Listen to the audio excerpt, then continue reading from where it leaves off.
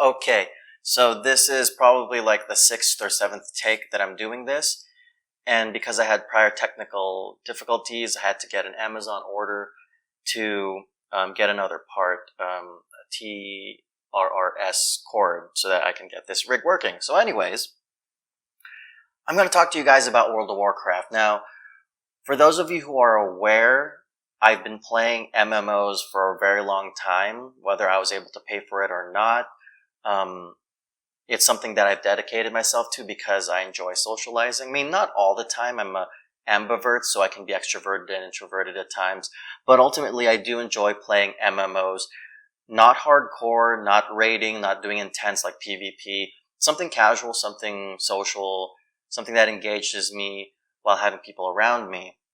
Now, when I do MMOs, it's almost like when I'm doing stuff at a coffee shop. I'm just working on my laptop, and I just enjoy the ambiance of social activity around me. So, without further ado, I want to talk about some of the background as to why I have some insight and some understanding of the World of Warcraft franchise and Blizzard.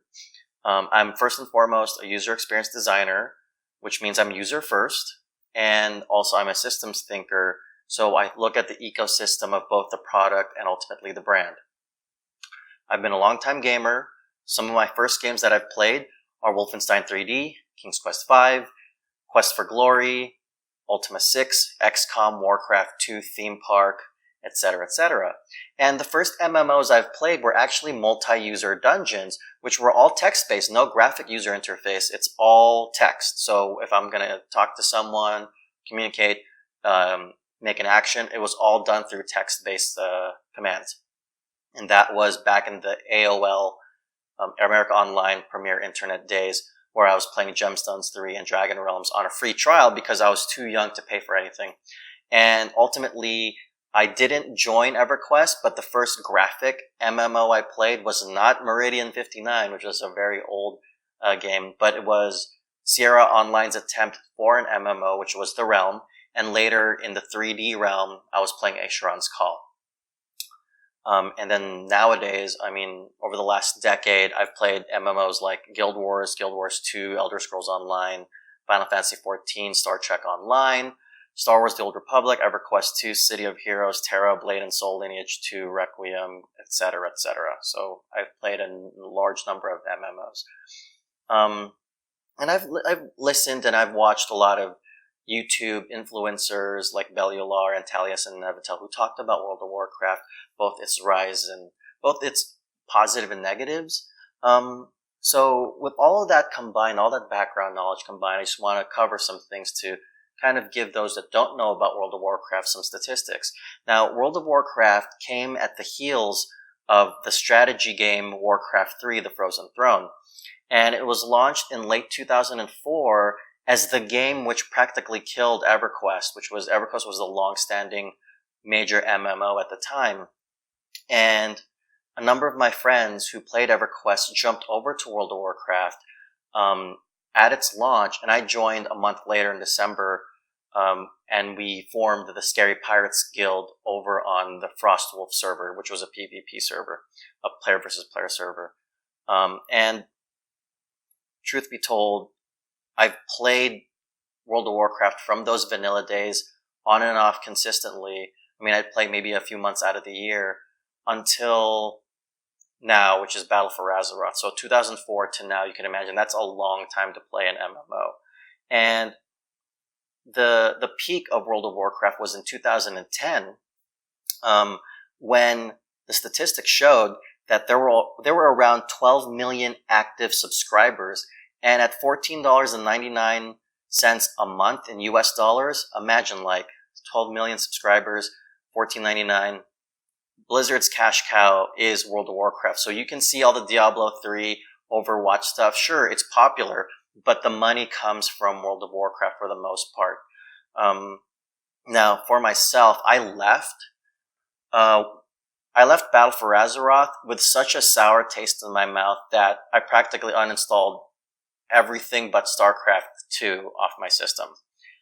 And there's reasons for this, and it matches both the user experience aspect and the systems thinking aspect. And while I did have a list, almost like I was reviewing a World of Warcraft, I figured I'll condense it down and just really talk and shoot from the hip in regards to why I'm no longer playing World of Warcraft, and for the most part, a number of Blizzard games. Now, World of Warcraft, I jumped off of World of Warcraft because for the most part, it got really boring. Battle for Azeroth took a number of the features and the systems, the gameplay from the previous expansion, Legion, which had you face off against really cosmic, mighty forces, and it automated it to the point where I felt like I didn't really have to do a lot, and the things that I had to do were very tedious. Now, in the realm of user experience design, our goal oftentimes is to make it accessible, understandable, and, basically if we want to help you fulfill your goals, we will try to do that as much as possible so that you will have a positive experience. But the caveat to that is that when you make things too accessible, you just understand it so well that it's so clean and simple, it comes to a point where it's easily forgettable, especially in the gameplay sense. If things become too easy, there is a point to where engineers would be like, let's just automate this because that way users don't have to do it. And that's what World of Warcraft did. They automated so many systems that they've lost the fundamental aspects of how MMOs are enjoyable. It's the communication. It's trying to find people. It's being able to forge those bonds, those classic stories of, I found my best friends there. I found my wife on this game. Those come when you reach out and explore and communicate and gather groups of people, groups of strangers, and have fun with them. World of Warcraft, over the last 10 plus years, have automated so many systems for convenience and good user experience that it came to a point to where they've actually created a scenario where it creates bad user experience because you remove the human element from a lot of these instances in the gameplay. And that's something that you see in a lot of Blizzard games, whether it's Diablo 3, Overwatch. Blizzard's charm is the fact that they've created a very strong brand, very strong aesthetic, like the beauty, the animations, the textures. That's a Blizzard thing. And they're so good at what they do that when it comes to the gaming industry, which is sometimes reflective of other industries, but in the gaming industry in particular, they've created such a simple and clean system that they've removed a lot of the player investment, player agency. YouTubers Bellular and Heels vs. Babyface and so many others have spoken on Blizzard removing player agency from a game. Being able to invest, your own creativity, your own, basically like a sandbox. Blizzard's products, for the most part, are not sandboxes unless they've given you the map editor, like in StarCraft 2. Blizzard's games are very self-contained, and they don't really allow you to be too creative. If there is creativity, it's this false sense of creativity. Now, let me give you an example. Let's say, for instance, in World of Warcraft, you have, let's say, an orc character, and you want to have a particular weapon in a particular shade of color. You can't do that from just changing the dye color like in other MMOs, because classically, a lot of massive multiplayer online games allow for a heavy amount of customization, whether it's just your character or your weapons or your clothing or even the buildings that you created, like in Star Wars Galaxy or Final Fantasy XIV, whichever the case is. And Blizzard doesn't really allow you to do that. I mean, if you want a different colored weapon of the same model, there will be an opportunity for you to do an achievement or an activity that has a certain amount of requirements, and then you can get access to that. In other MMOs, whether it's Elder Scrolls Online, Final Fantasy XIV, or even the old Ultima Online MMO, you were given a lot of...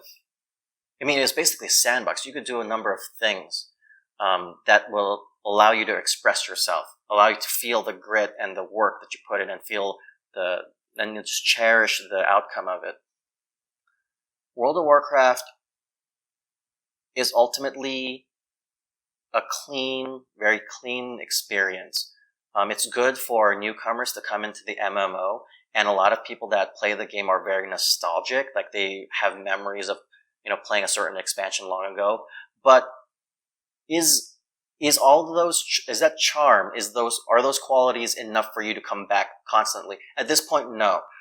It's gotten so bad that Battle for Azeroth has lost so many players, and guess where the players are going to?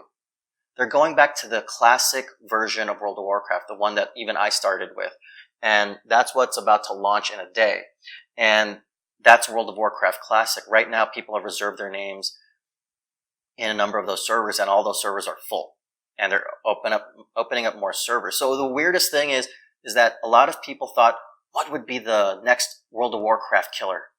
Well, honestly, it's apparently World of Warcraft killing World of Warcraft. So I want to stress that the Blizzard brand, with all of its intentions and all its good-natured fun that it wanted to develop, it's not, at this point, because so many other games do features better, and even do certain animations and gameplay better, the only thing that's really holding it up is nostalgia. It's the people that want to remember the old day of doing things, or revisit the collections that they've amassed from all the content that Blizzard has provided. Now, I want to stress that one last point. Blizzard creates the content for you, but at the same time, they don't allow for you to explore things and do things yourself. What I mean by that is, because their feature set in World of Warcraft is so narrow, they only allow you to do things that they want you to do. They want you to play the game the way they want you to. They'll allow you to collect toys. They'll allow you to collect like armor pieces, weapon pieces, mounts, which is all over the place, and in their controversial store you can buy mounts. But there isn't much else. Like, it's always a self-contained expression of what they feel you would have fun with, not how I personally would have fun. And that's something in user experience and design that a lot of businesses don't understand, or they don't allow that understanding to sink in, is that you can create something, but more often than not, users will do things in a way that you did not anticipate.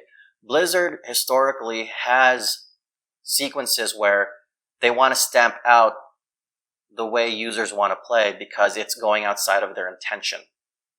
That's a really bad user experience, because at some point you have freedom to do something that you creatively figured out you want to do. Blizzard be like, this goes outside of our criteria, we're going to stamp it out. You want a goblin glider from one peak to another in Dazar lore? We're going to cap you on this. That's Blizzard's approach, because they're so firm on their branding and their gameplay intent that it really takes an outcry and loss of revenue for them to switch gears. And I honestly don't know what the political climate is, because I have this firm approach where politics in a company inform the output of product. And so right now, Blizzard's in the middle of this kind of upheaval and this shift in company approach and policy, especially with some of the ideas that they're introducing in the World of Warcraft now, where they allow for player choice. But it's a choice that is limited, as I mentioned before. It's very constrained. And you really don't have that, open expanse to do your own thing. One of the charm of other MMOs right now is, as I mentioned before, the customization system. They have a housing system. You can customize your outfits. You could even, some games you could change the color of your furniture. Having housing so you could put in your collections and have your memorabilia, and have meeting places where you can role play or just hang out, check out each other's homes. The guild house I use right now in Final Fantasy XIV, I visit there every once in a while because it's a nice place to rendezvous, hang out, talk to people, because that is the core of what helps games, especially in a number of products, is the social aspect, is to be on a platform and communicate and have the joys and the sad, the mad, and the glad parts.